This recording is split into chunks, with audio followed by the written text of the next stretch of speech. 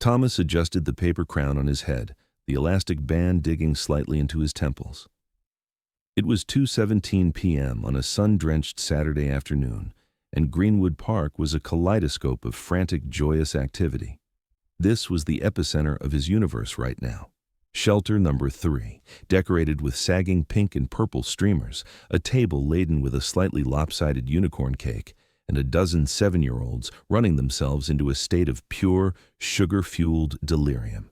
It was Lily's 7th birthday party, and for a single father who often felt like he was improvising his way through parenthood, this felt like a victory. He had remembered the gluten-free cupcakes for little Chloe, the right kind of juice boxes, and even the unicorn-themed napkins Lily had insisted upon. For a moment, leaning against the rough-hewn wooden post of the shelter, he allowed himself to feel a sense of accomplishment. A warmth spread through his chest that had nothing to do with the afternoon sun. He watched his daughter, a whirlwind of blonde hair and a sparkly tutu, her laughter the clearest, most beautiful sound in the world. It was in that moment of paternal peace that Lily's laughter ceased. She stopped dead in the middle of a game of tag, her small face, usually a canvas of bright emotion, suddenly clouded with concern. She trotted over to him, her unicorn horn headband askew, and tugged on the hem of his jeans. "Daddy," she said, her voice a serious whisper. He crouched down, meeting her earnest blue eyes. "What is it, sweet pea? Did you run out of unicorn fuel?" He tickled her side, expecting a giggle, but she remained solemn. She pointed a small, slightly sticky finger across the wide expanse of green lawn. "That lady," she said. Thomas followed her gaze. Under the sprawling, sorrowful branches of a massive weeping willow, about 100 yards away, a woman sat alone in a wheelchair. She was positioned with her back mostly to the party, as if seeking refuge in the tree's curtain of leaves. The sun dappled through the branches, illuminating her in shifting patches of light and shadow. From this distance he couldn't make out her features clearly, but her posture screamed of a grief so profound it seemed to bend the very air around her. Her shoulders were slumped, her head bowed, and even from this distance he could see the slight rhythmic tremor that meant she was crying. Not loudly, not performatively, but with the quiet, desperate sobs of someone who thought they were completely, utterly alone. His heart, so full just a moment before, felt a sudden, sharp pang of a different kind of emotion. It was a familiar ache, a ghost of his own past sorrows, a recognition of a pain he knew all too well. "Daddy? Why is she crying?" Lily's voice was small, filled with a pure, uncomplicated empathy that adults so often lose. "Is she sad because she doesn't have any cake?" The logic was so simple, so childlike, and yet it cut Thomas to the core. To a 7-year-old, the greatest tragedy in the world was missing out on birthday cake. He didn't know what to say. The parental handbook didn't have a chapter on how to explain profound adult despair to a child in the middle of a unicorn party. Most people would have offered a platitude. "She's just having a bad day, honey," or "Let's leave her be, it's not our business." He saw a few of the other parents, like Sarah's mom, Jessica, glancing over, a look of mild curiosity mixed with a clear desire not to get involved. That was the socially acceptable response. Avert your eyes, give them their privacy, don't intrude on a stranger's pain. But Lily wasn't programmed with those social rules yet. Her heart operated on a simpler, more beautiful algorithm. "Can we give her some of my cake?" she pressed, her eyes wide and pleading. "She could have the piece with the big unicorn ear. It has the most frosting." The offer was so genuine, a true sacrifice of the most prized part of her birthday treasure. Before Thomas could formulate a gentle refusal, Lily asked the question that would alter the course of his life, and of the crying woman's, forever. "Why can't she come to my party?" she asked, her voice filled with genuine confusion. The question hung in the air, simple and devastating. Why not?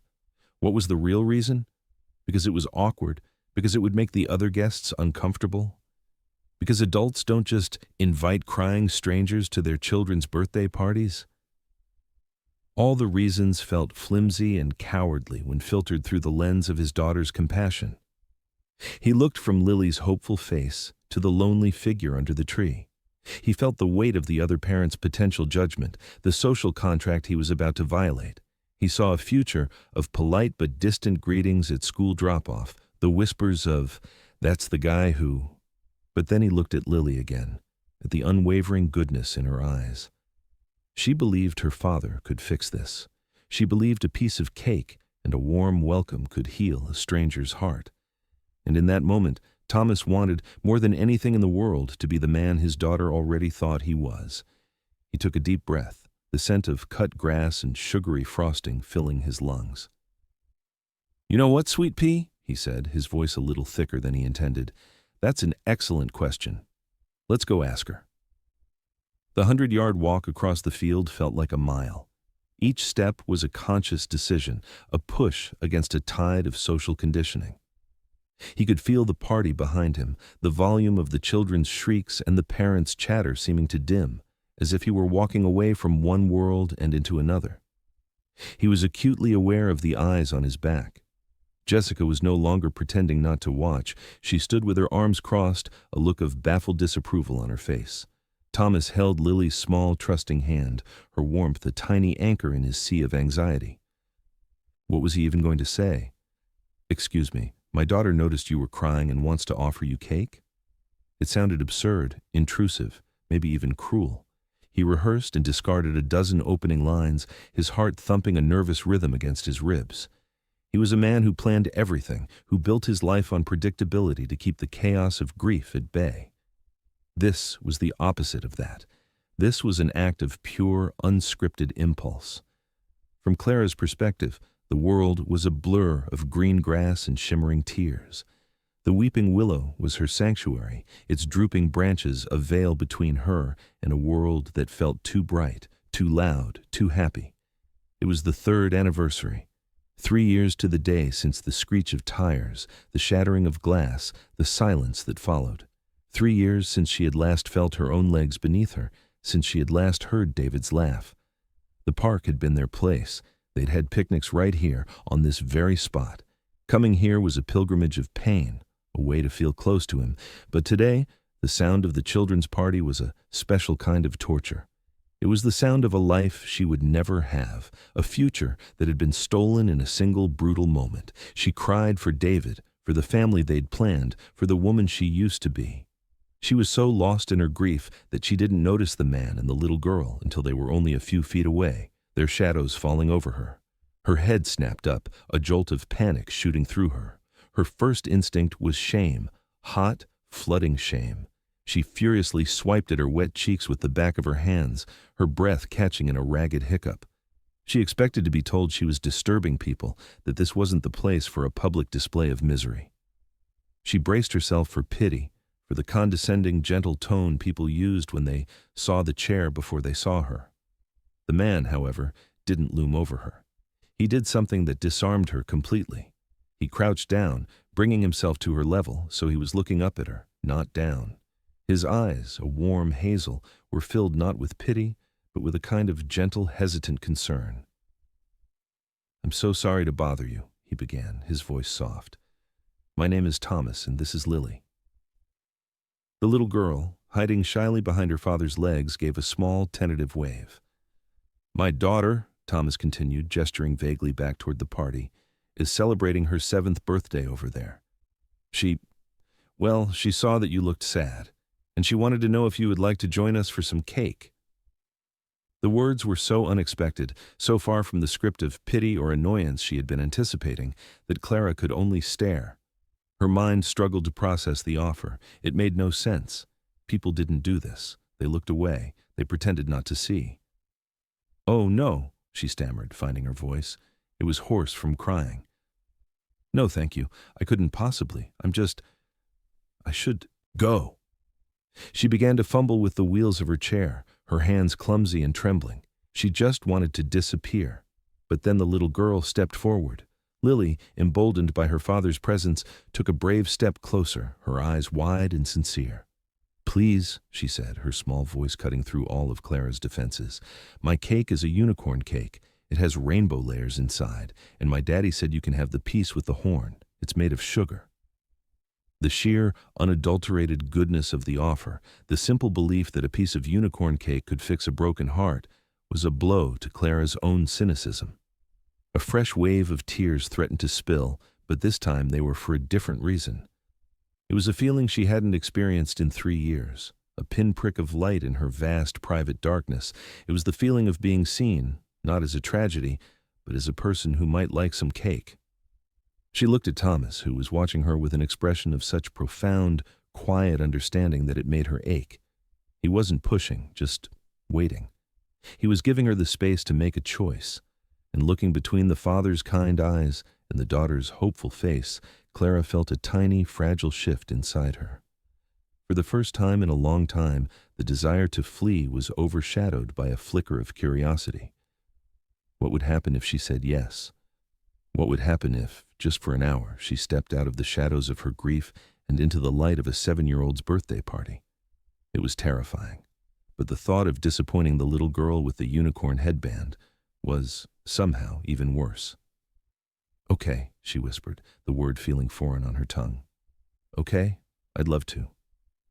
Thomas's face broke into a gentle, relieved smile that reached his eyes. "Great," he said simply. As he stood up and turned to gently push her chair toward the party, the murmur of conversation from the parents at the picnic shelter fell into a sudden, complete, and utter silence. Every single person had stopped talking, their faces a mixture of astonishment, confusion, and disbelief. They were all speechless. And in that moment, with Lily skipping happily beside her wheelchair and Thomas's warm, steady hands guiding her forward, Clara felt as though she were being escorted into a new and unknown country. The transition from the quiet solitude of the willow tree to the bright, chaotic energy of the party was jarring. Clara felt intensely self-conscious, as if every eye were a spotlight dissecting her. The parents, who had been frozen in stunned silence, now busied themselves with forced casualness, pouring juice and arranging presents with a sudden frantic energy. But their furtive glances were impossible to miss. Clara could feel their questions hanging in the air, thick and unspoken. Who was she? Why was she here? What was wrong with her? She instinctively wrapped her arms around herself, a defensive posture she hadn't even realized she had adopted over the years. Thomas, however, seemed oblivious or perhaps simply immune to the social chill.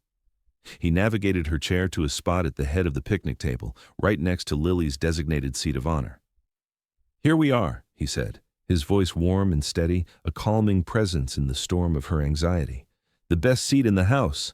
Lily beamed, immediately climbing onto the bench beside Clara. "This is my party," she announced proudly. "I'm 7 now. That's a very big number." Clara managed a small, watery smile. "It is a very big number," she agreed, her voice still rough. "Happy birthday, Lily." The simple act of saying the words felt monumental. They were a tether to normalcy, a pleasantry from a life she no longer lived. Thomas moved with a quiet efficiency, cutting a massive slice of the unicorn cake, the piece with the horn, just as Lily had promised, and placing it on a paper plate in front of her. The frosting was a swirl of pastel pinks and blues, dusted with edible glitter that shimmered in the sun. It looked impossibly cheerful. Clara stared at it, a plastic fork in her trembling hand, and felt a lump form in her throat. She hadn't been to a birthday party in over 3 years. She hadn't had a reason to celebrate anything. The contrast between the joyful confection on her plate and the hollow cavern of her grief was so stark, so overwhelming, that the fragile composure she had gathered completely shattered. A single tear escaped and slid down her cheek, landing with a tiny, silent splash on the purple frosting. Then another followed, and another. She tried to stop them, mortified to be crying again, this time in front of everyone. She ducked her head, hoping no one would notice, but it was too late. The effort to suppress the sobs only made them stronger, and soon her shoulders were shaking with the force of them. A wave of humiliation washed over her. She was ruining this child's party. She was the dark cloud, the freak in the wheelchair who couldn't even hold it together for 5 minutes. "I'm so sorry," she choked out, the words mangled by her tears. "I'm so sorry. I should go." She fumbled for her wheels, desperate to escape, to run back to the safety of her anonymous sorrow. The other parents exchanged awkward, uncomfortable looks. Jessica, Chloe's mom, looked pointedly at Thomas, her expression a clear, "I told you so." This was exactly the kind of social disaster they had all anticipated. But Thomas didn't panic. He didn't rush to placate the other guests or try to quiet Clara down. Instead, he did something that once again defied every social expectation. He pulled up a small folding chair and sat down right next to her, positioning himself so that his body created a subtle shield between her and the rest of the party. He didn't say, "It's okay," or "Don't cry." He didn't offer any empty platitudes. He just sat there with her, a quiet, solid presence in her storm. After a moment, he spoke, his voice so low it was meant only for her. "You don't have to be sorry," he said. "You don't have to be anywhere but here. Just breathe." His words were a lifeline. He wasn't asking her to explain herself. He wasn't trying to fix her. He was simply giving her permission to feel what she was feeling, without judgment. And then, Lily, with her uncanny emotional intelligence, reached out and gently placed her small, sticky hand on Clara's arm. She didn't say anything. She just rested her hand there, a silent offering of comfort. The combination of the father's quiet acceptance and the child's simple physical connection was more than Clara could bear, but in a different way now. The dam of her tightly controlled grief, the grief she had held inside for 3 long years, finally broke. She put her face in her hands and wept. She wept for David, for her legs, for her lost future, for her crushing loneliness. And for the first time, she wasn't crying alone under a tree.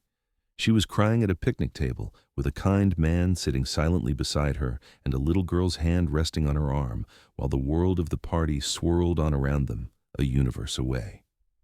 The party eventually wound down. Presents were opened, a piñata was enthusiastically destroyed, and parents, casting one last curious glance at the quiet scene at the head of the table, began to gather their children and their belongings. Clara's storm of tears had subsided into a state of quiet, exhausted calm. She hadn't touched her cake. Thomas had quietly taken the plate away at some point, replacing it with a bottle of water, which she had gratefully accepted. He and Lily had cleaned up the party debris around them, moving with a practiced, harmonious rhythm that spoke of a deep and loving bond. Through it all, they had included her, not with words, but with a simple, consistent proximity, making it clear she was not an intrusion, but a part of their temporary space. As the last guest departed, a profound quiet settled over the park, broken only by the chirping of birds and the rustle of leaves in the late afternoon breeze. Clara finally felt able to speak. "I am so incredibly sorry," she whispered, her voice raw. "I ruined your daughter's birthday party." She couldn't bring herself to look at him, staring instead at her own hands, which were clenched tightly in her lap. Thomas finished tying off a garbage bag and sat down on the bench across from her. "Clara," he said, and the sound of her own name, spoken with such gentleness, made her look up. "You didn't ruin anything. Did Lily look like her party was ruined?" He gestured to his daughter, who was now carefully arranging leftover unicorn napkins into a fan on the table, humming softly to herself. She looked utterly content. "Lily's party was about celebrating," Thomas continued, his hazel eyes holding hers, "and she wanted to share her celebration with you. That's all. There are no other rules." The simplicity and sincerity of his words chipped away another layer of her defenses. For years she had felt like a burden, a problem to be managed. Her friends had tried at first, but her grief was too big, too persistent. They didn't know what to say, and eventually their invitations dwindled, replaced by guilty, infrequent text messages. She had become an expert at making herself small, at staying out of the way. This man, this stranger, was telling her it was okay to take up space, even with all her broken pieces.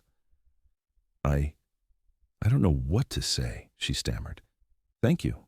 For the cake. For everything." "You don't have to say anything," he replied with a small smile. "But I was wondering if it would be okay. Could I get your number? Maybe I could call you sometime? Or not. No pressure, it's just—" He trailed off, a faint flush creeping up his neck.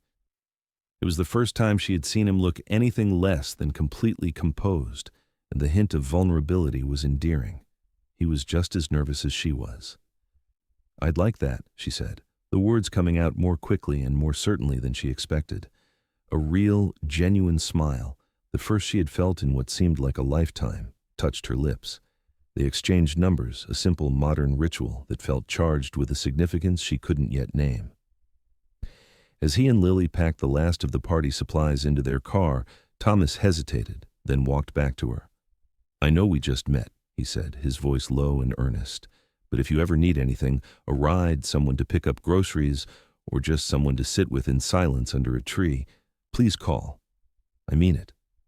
And looking into his eyes, Clara knew that he did.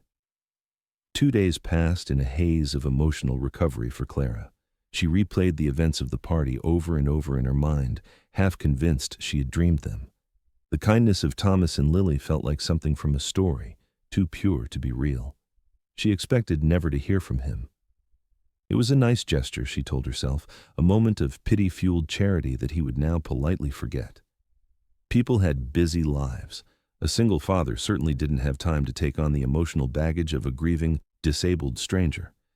She was trying to build her walls back up, to protect herself from the inevitable disappointment when her phone buzzed on the table beside her. A text from an unknown number. Her heart gave a little skip. "Hi, Clara, it's Thomas from the park. Just wanted to make sure you got home okay on Saturday, and to say that Lily has officially named the leftover unicorn cake, Clara Cake." She read the message 3 times, a smile spreading across her face. He had texted.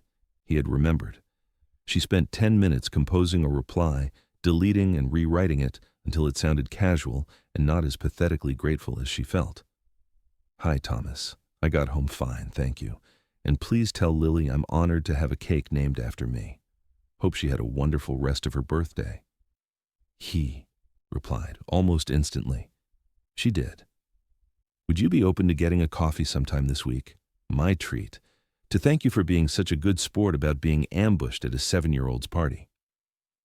Their first date, though neither of them dared call it that, was at a small, quiet cafe called The Daily Grind 3 days later. It was awkward. Beautifully, terribly, wonderfully awkward. Clara arrived early, her anxiety a buzzing hum beneath her skin. She picked a table by the window, fussing with the placement of her chair, trying to make herself and her mobility aid as unobtrusive as possible. When Thomas walked in, his eyes scanned the room, and when they landed on her, he broke into that same warm, gentle smile. He didn't seem to notice the chair, or if he did, he gave no indication. He just saw her. "Hey," he said, sliding into the seat opposite her. "I'm so glad you could make it." The conversation started in fits and starts. They talked about the weather, about the surprisingly good coffee, about safe, neutral topics. But Thomas had a way of asking questions that gently nudged past the superficial. He asked her about her work. She was a freelance graphic designer, a job she could do from home, and he listened with genuine interest as she described her projects. He didn't, she noted with immense relief, ask the question that always hung in the air with new people. "What happened to you?" He let her be who she was in that moment, not the sum of her trauma. She, in turn, learned about him. He was a high school history teacher. He spoke about his students with a mixture of fondness and exasperation. And when he talked about Lily, his entire being seemed to light up from within. He spoke of their little rituals, pancake Sundays, their weekly trip to the library, the silly voices he used for all the characters in her bedtime stories. Listening to him, Clara felt a pang of something she hadn't allowed herself to feel in years, a wistful longing. She saw in him a profound goodness, a deep well of kindness that he seemed to draw from so effortlessly. "She's a really special kid," Clara said softly, after he finished a funny story about Lily trying to teach their non-existent dog to sit. "She gets that from her mom," Thomas said, and for the first time, a shadow passed over his open face.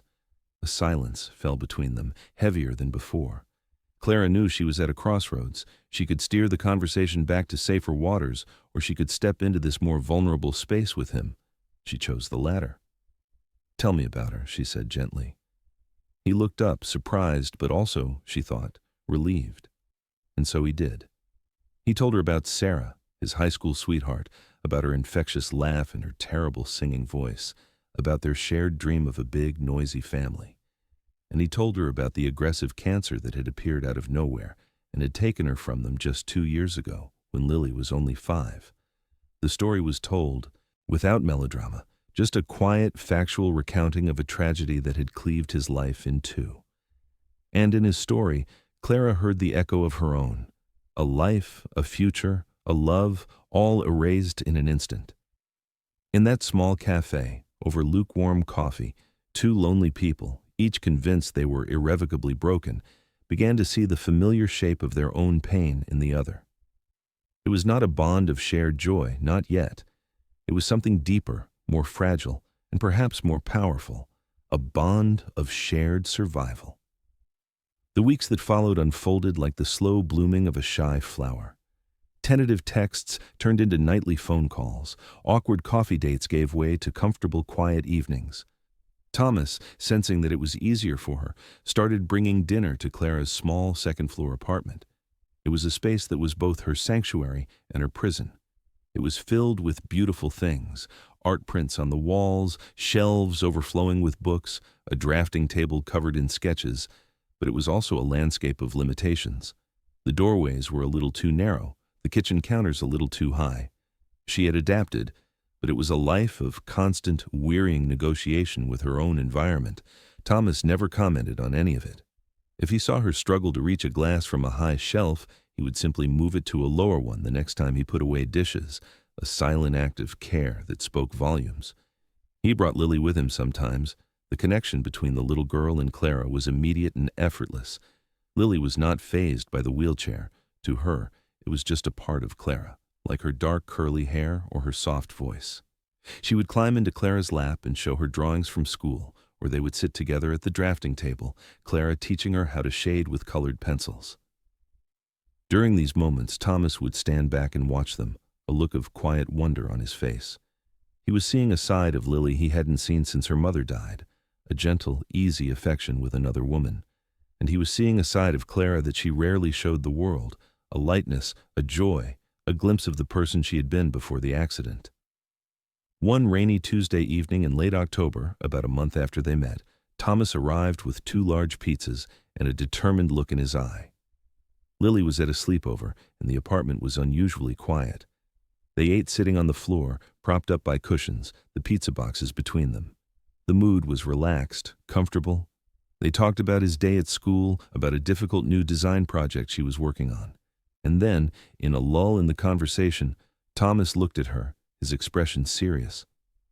"Clara," he said, "I feel like I've been doing all the talking for weeks. I've told you all about Sarah, about my life. But you've never told me about you. You don't have to. Ever. But I want you to know that if you wanted to, I'm here to listen." His offer was an open door, gentle and without pressure. She could keep it closed and he would never ask again. But something inside her, something that had been frozen for 3 years, began to thaw. She trusted him. She felt safe with him, and she was so tired of carrying the story alone. She took a deep breath. "It was 3 years ago," she began, her voice barely a whisper. "The day of the party. It was the anniversary." And then the story poured out of her. She told him about David, her fiancé, a kind, funny architect who had loved her with a fierce and gentle passion. She told him about the house they were designing together, about their plans for a wedding in the spring, about the children they had dreamed of. She told him about the drive home from a weekend away, a winding country road slick with rain, about the truck that had swerved into their lane, about the sickening crunch of metal, the world spinning, the sudden terrifying silence.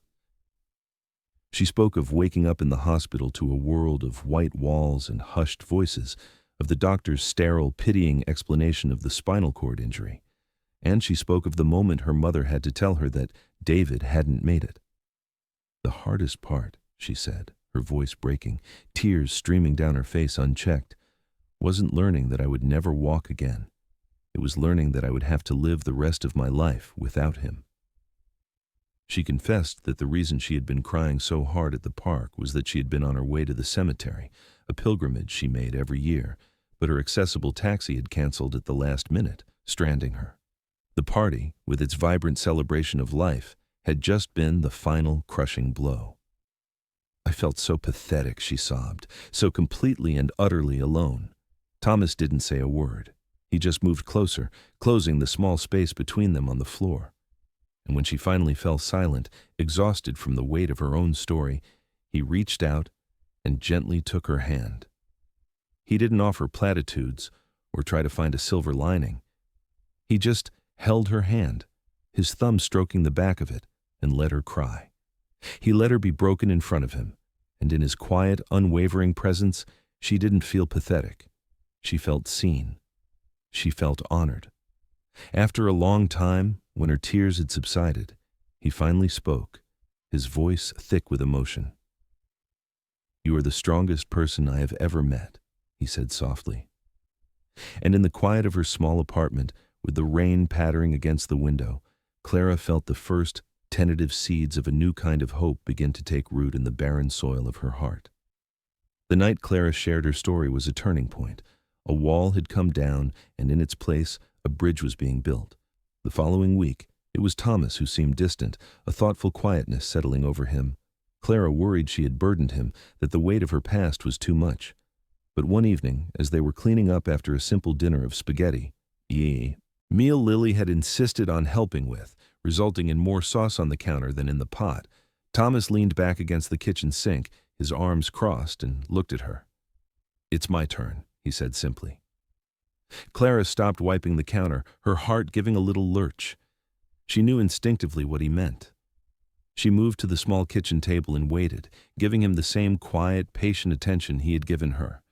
He didn't talk about the logistics of Sarah's illness, the hospital visits, the treatments. He had told her that part before. This time, he talked about the aftermath. He talked about the crushing silence of the house after Lily was asleep. He talked about the loneliness, a physical presence so heavy it felt like he was suffocating. "Everyone tells you how to grieve," he said, his voice low, his eyes fixed on some distant point beyond the kitchen wall. "They send casseroles for a week. They say, 'She's in a better place.' They tell you to be strong for your daughter. And you are. You get up every day, you make the lunches, you read the bedtime stories, you do everything you're supposed to do. But inside, you're a ghost in your own life." He confessed his deepest fear, a secret shame he had never spoken aloud to anyone. "For the first year, I was terrified that Lily would forget her, that I wouldn't be able to keep her memory alive for her. So I turned our house into a museum. Her picture was everywhere. I told Lily stories about her every single night. I thought I was doing the right thing, honoring my wife." He paused, swallowing hard. "But I was actually trapping us. I was trapping Lily in my grief. One day, she was about 6. She asked me, 'Daddy, was Mommy ever happy when she was with us?' And it hit me like a ton of bricks. All the stories I told were about her being gone. I'd forgotten to tell the stories about her being alive." He finally looked at Clara, his eyes glistening with unshed tears. "I realized I had to let her go. Not forget her, but stop clinging to the pain of losing her. I had to start living again for Lily's sake. But I had no idea how. I tried dating," he said with a short, humorless laugh. "A friend set me up. It was a disaster. Everyone I met, they saw me as a project. The sad single dad.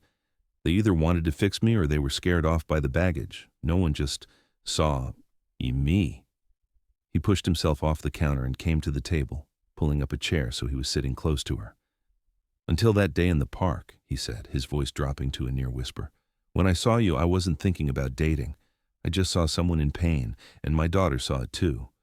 But when you agreed to come to the party, when you sat at that table and were so beautifully, painfully human, and then when we started talking, for the first time in years, I felt like a person again. Not just a dad, not just a widower. Just Thomas." He reached across the table and took her hand, his grip warm and firm. "You don't see me as a project to be fixed, and I don't see you as a tragedy to be pitied. I just see you, Clara, and you're the most incredible person I've ever met." The raw, unvarnished honesty of his confession left Clara breathless. He was giving her the greatest gift one person could give another, the gift of true sight. He saw past her chair, past her tragedy, and into the core of her. And she realized she had done the same for him. She had seen past his grief, past his role as a single father, and had found the kind, funny, deeply decent man underneath.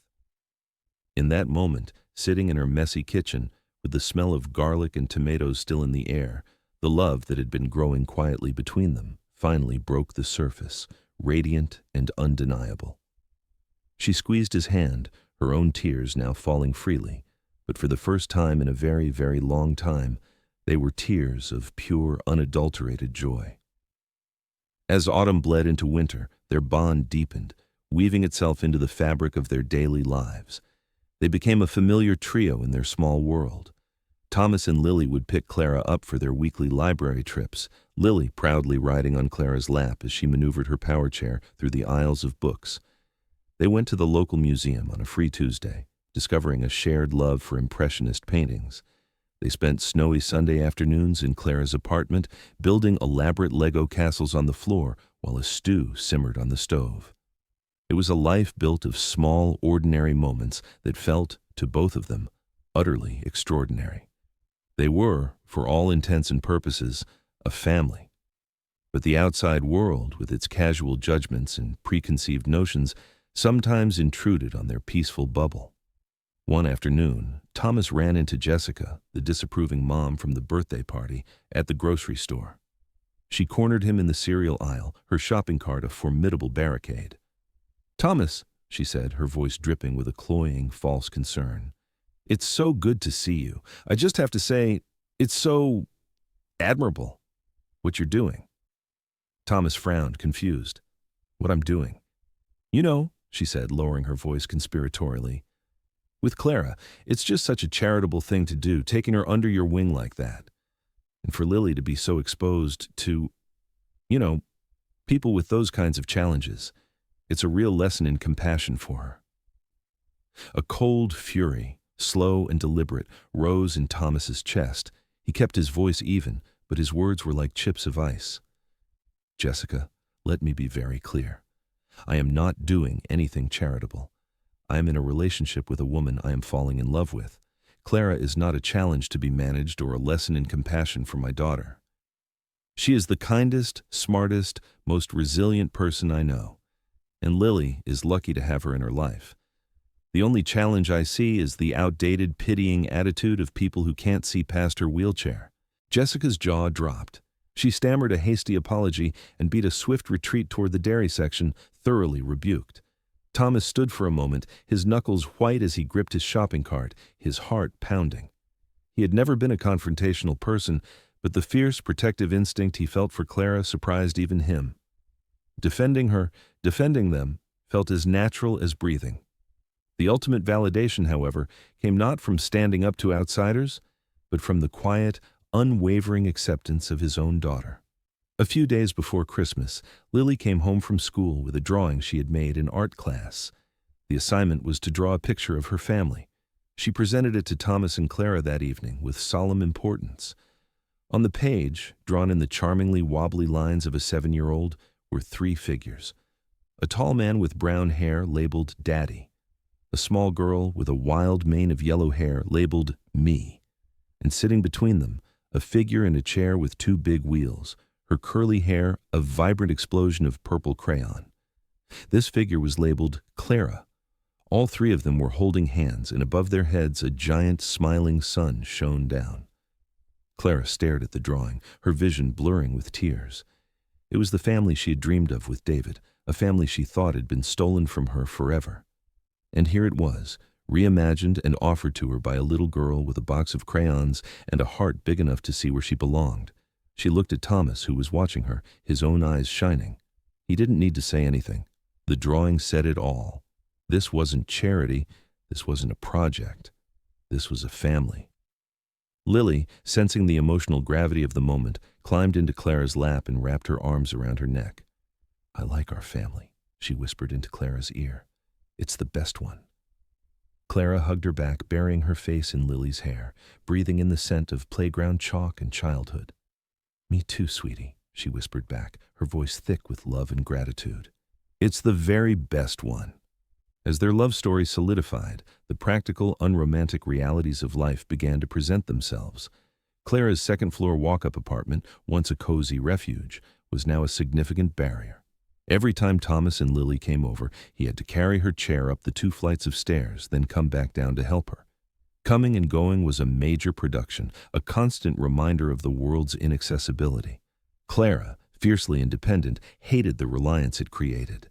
She had found the apartment when she was still recovering, taking the first place she could afford that allowed her to work from home, but she knew it wasn't a long-term solution. The search for a new, accessible, and affordable apartment in their city was proving to be a soul-crushing exercise in frustration.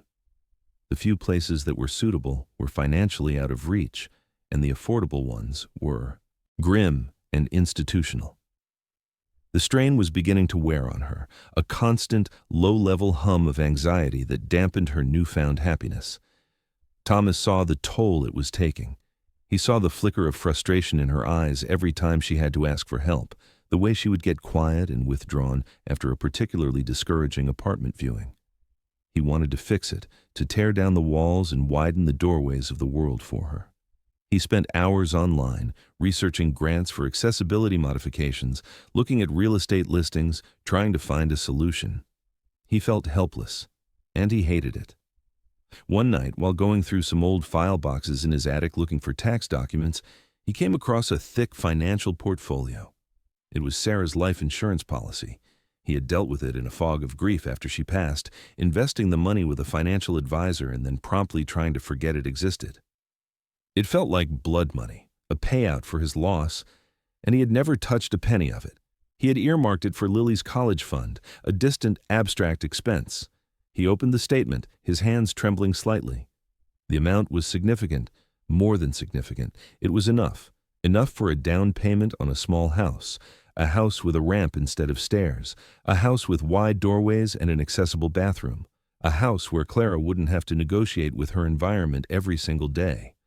A house where they could be a family, properly. The idea took root in his mind, a seed of possibility that quickly grew into a full-blown plan. But it was complicated. This was Sarah's money. It felt like a betrayal to use it to build a life with someone else. He stayed up all night, wrestling with his conscience, pacing the floors of the silent house. He thought of Sarah, of her pragmatism, of her fierce love for him and Lily. What would she want? Would she want this money sitting in an account, a sterile monument to her memory? Or would she want it to be used to build a life of happiness for the two people she loved most in the world? He knew the answer.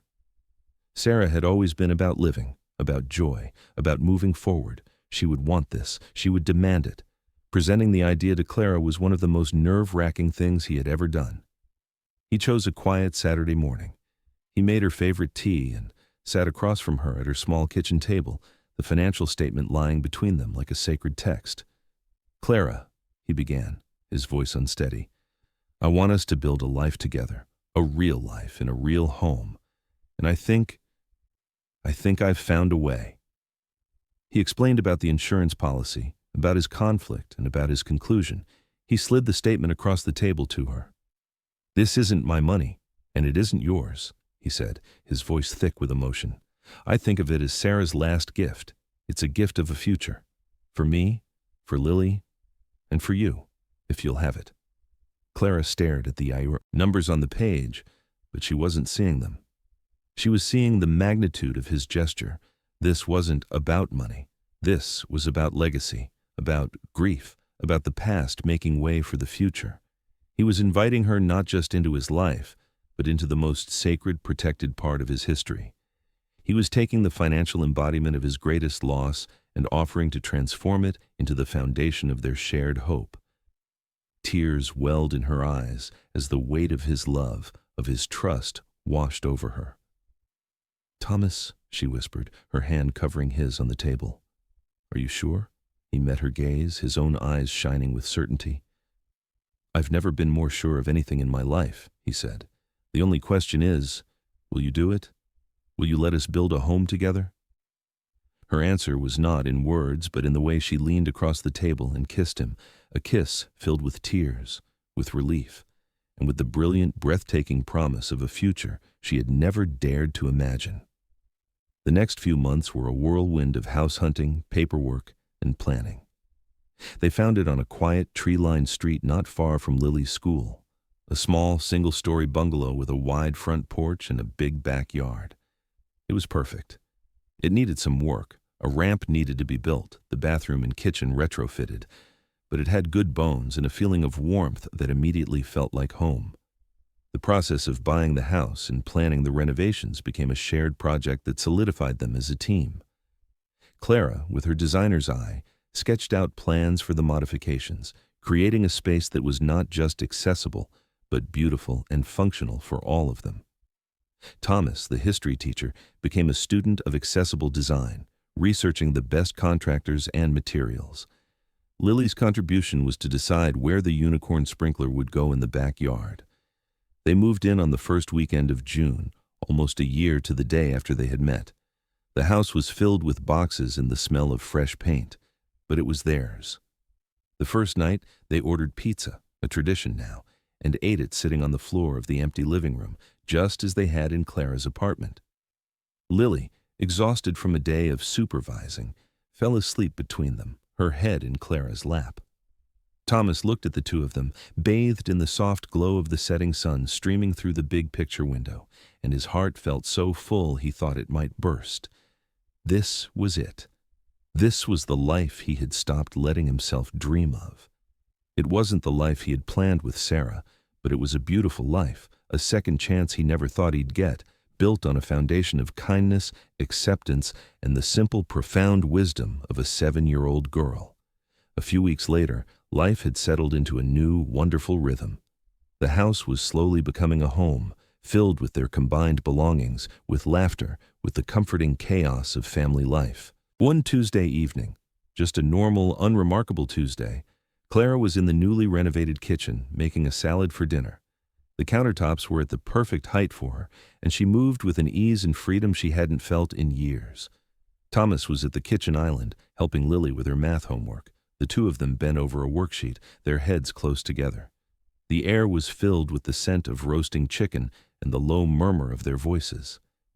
It was a scene of such profound domestic peace that Clara paused, her hands still, just to soak it in. Thomas looked up and caught her watching them, a soft, contemplative smile on her face. He smiled back, a private, loving exchange over their daughter's head. In that moment, something clicked into place for him. It wasn't a lightning bolt or a dramatic epiphany. It was a quiet, solid, unshakable certainty. He didn't want to spend another day of his life without this woman as his wife. He didn't need a special occasion, a fancy restaurant, or a grand public gesture. This was the moment, this ordinary, perfect Tuesday night. He pushed the math worksheet aside. "Hey, sweet pea," he said to Lily, "can you go to your room for just a minute? I need to ask Clara a very important question." Lily, intrigued, scrambled off her stool and ran from the room, leaving a sudden charged silence in her wake. Clara looked at him, a puzzled expression on her face. "Is everything okay?" He walked around the island until he was standing in front of her. He didn't kneel. That would have created a distance, a difference in height that had never mattered to them. Instead, he took the salad tongs from her unresisting hands, set them on the counter, and took both of her hands in his. He looked directly into her eyes. "Clara," he began, his voice a little shaky, his heart hammering in his chest. "A year ago, I was just a dad trying to throw a decent birthday party. I was living, but I wasn't really alive. And then my daughter, in her infinite wisdom, pointed you out under a willow tree." Tears were already beginning to well in Clara's eyes as she realized what was happening. "You were a stranger," he continued, his voice thick with emotion. "But from the moment we met, you never felt like one. You felt like coming home. You have filled this house and my life and Lily's life with so much more joy and love than I ever thought possible. You taught me how to be a whole person again. You are not my second chance, Clara. You are my only chance. You are the love of my life." He reached into his pocket and pulled out a small, simple silver ring. It wasn't a diamond. It was a simple band with a Celtic knot design, symbolizing eternity. "I don't have a big speech planned," he said, his voice cracking.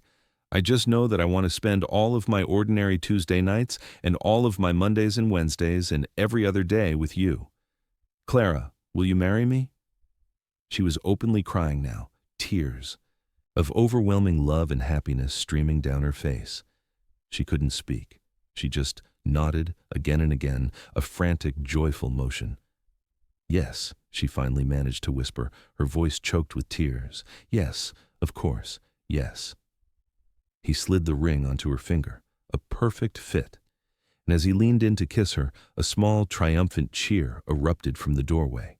Lily stood there, beaming, having clearly disobeyed his request to stay in her room. "Does this mean Clara is going to be my mom now?" she asked, her eyes wide with hope.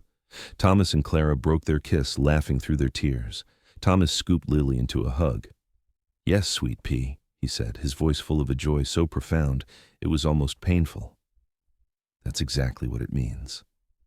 And in the heart of their new home, surrounded by the smell of roasting chicken and the simple artifacts of their life together, their little family, born from an act of unexpected kindness in a park, was finally, officially, made whole.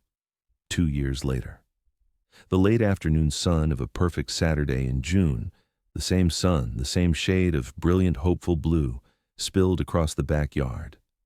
Red checkered tablecloths were spread over picnic tables. A slightly lopsided, but this time homemade unicorn cake sat in the place of honor. A pack of 9-year-olds, led by a jubilant Lily, shrieked with laughter as they ran through the unicorn sprinkler she had so carefully placed. It was Lily's 9th birthday party, a scene so beautifully, poignantly similar to the one that had started it all, yet fundamentally different in every way. This was not a party hosted by a lonely, grieving single father, but a celebration thrown by a family, solid and joyful and complete. Thomas stood by the grill, flipping burgers. A comfortable, familiar contentment settled deep in his bones. He wore a simple silver band on his left hand, a perfect match to the one on Clara's. He watched his wife. Clara sat in the shade of a large oak tree, not alone and weeping, but surrounded by a circle of friends, women who had come to love her for her wit and her warmth. She was laughing, her head thrown back, a picture of pure, unadulterated happiness. Her wheelchair was just a part of the scene, as unremarkable as the patio chairs or the picnic table. She was not the crying lady in the wheelchair anymore. She was Clara. Wife, mother, friend. He brought a plate with a burger over to her, kissing the top of her head as he handed it to her. "Having fun, Mrs. Evans," he murmured. She looked up at him, her eyes sparkling with a love that still made his breath catch. "The time of my life, Mr. Evans," she replied, squeezing his hand. Their life together was a tapestry of these ordinary, beautiful moments. It wasn't a fairy tale. There were still hard days. Clara had days where her chronic pain flared up, and Thomas had days where a wave of grief for Sarah would wash over him unexpectedly. But they faced them together. They had learned to hold space for each other's sorrows without letting it diminish their shared joy. They had built a home where every past and every pain was welcome, but where hope was the ultimate guiding principle. Later that evening, after the last of the guests had gone and a sleep-sated Lily was tucked into bed, Thomas and Clara sat together on the front porch swing he had built, which was wide enough for both of them. The air was soft and warm, fragrant with the smell of honeysuckle from the neighbor's yard. Clara rested her head on his shoulder, and they sat in a comfortable silence, listening to the sound of crickets. "Do you ever think about that day?" Clara asked softly. "At the park?" Thomas smiled, tightening his arm around her. "Every day," he said. "I think about the man I was, scared and just going through the motions, and I think about what I almost did." "What was that?" she asked. "Walk away," he confessed. "Tell Lily to leave the sad lady alone. Take the easy way out, the socially acceptable way out. My whole life would be different if I had." "But you didn't," she whispered, her hand finding his in the twilight. "No," he said, "because our daughter knew better. She knew that a heart is not a burden, and that kindness costs nothing, and is worth everything." He turned to look at her, to really see her in the fading light, the woman he loved more than life itself, the family they had built, the home that was a sanctuary of second chances. It all stemmed from one small, impossible choice. A choice to listen to a child's heart instead of the world's cynicism. A choice to step toward another person's pain instead of turning away. It is a profound and simple truth of the universe that the greatest gifts are often hidden inside our greatest fears. Fear of awkwardness, fear of rejection, fear of being burdened. But on the other side of that fear lies connection, lies love, lies everything that matters. And as Thomas sat there, holding his wife, listening to the gentle rhythm of their shared breathing, he sent a silent thank you to the universe, to his late wife for the future she had unknowingly gifted them, and most of all, to a little girl who, on her 7th birthday, just wanted to share her cake. And what a magnificent, life-altering piece of cake it turned out to be. If you believe that one small act of kindness can change the world, that compassion is the most powerful force we have, then please share this story with someone who needs to hear it. And don't forget to hit that subscribe button so you never miss a story that reminds us of the goodness in the human heart.